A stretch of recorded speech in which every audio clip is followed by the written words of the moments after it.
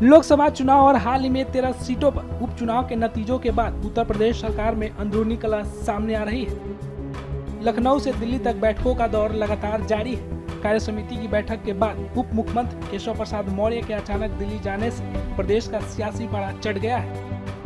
इन सब के बीच उत्तर प्रदेश के पूर्व मुख्यमंत्री और समाजवादी पार्टी के राष्ट्रीय अध्यक्ष Akhilesh Yadav social media x पर लगातार एक्टिव दिख रहे हैं।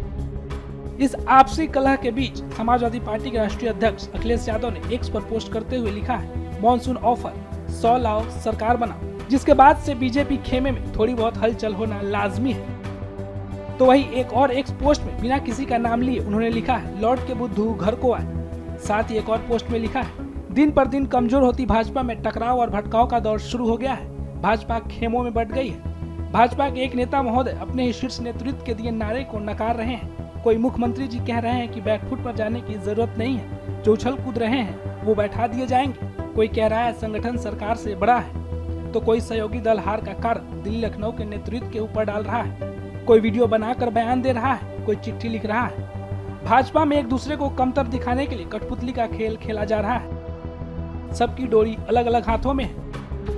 भाजपा में पर्दे के पीछे की लड़ाई सरेआम हो गई है। इंजन ही नहीं, अब तो डिब्बे भी आपस में टकरा रहे हैं। तो वही एक और पोस्ट शेयर करते हुए उन्होंने लिखा है, भाजपा की कुर्सी की लड़ाई की गर्मी में उत्तर प्रदेश में शासन प्रशासन ठंडे बस्ते में चला गया है। तोड़फोड़ की राजनीति का जो काम भाजपा दूसरे दलों में करती थी, अब वही काम वो अपने दल के अंदर कर रही है। इसलिए भाजपा अंदरूनी झगड़ों के दलदल में धंसती जा रही है। जनता के बारे में सोचने वाला भाजपा में कोई नहीं है। हाल ही में मीडिया से बातचीत के दौरान अखिलेश यादव ने कहा कि जहां यूपी सरकार कमजोर पड़ी है, वहां ध्वस्तीकरण का फैसला टाल दिया है। बीजेपी कमजोर पड़ गई है। कुर्सी की लड़ाई में जनता परेशान हो गई है। ये जहां कमजोर पड़े हैं, लखनऊ में और सरकार में ये कमजोर पड़े हैं, इसलिए इन्होंने ध्वस्तीकरण का अपना फैसला टाला है कि भारतीय जनता पार्टी के लोग आपस में लड़कर के और कुर्सी की लड़ाई में पूरा एडमिनिस्ट्रेशन खत्म कर दिया है। जहां इन्हीं के विधायक, इन्हीं के लोग आरोप लगा रहे हैं कि भ्रष्टाचार चल रहा है।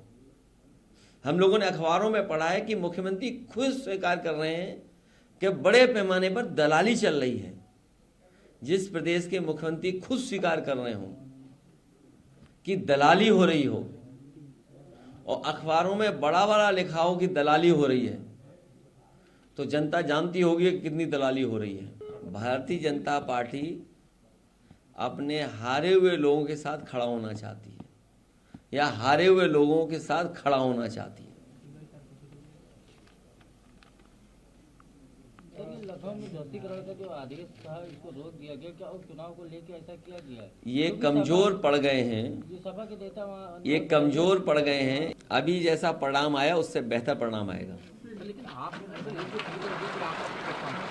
डिप्टी सीएम से और सीएम इनके बीच में मामला चला। आज जो मीटिंग थी उसमें दोनों डिप्टी सीएम बुलाए नहीं गए। एक डिप्टी सीएम दिल्ली में मीटिंग कर रहे हैं, तो क्या कोई फेरबदल? कुर्सी की लड़ाई में जनता बहुत परेशान है।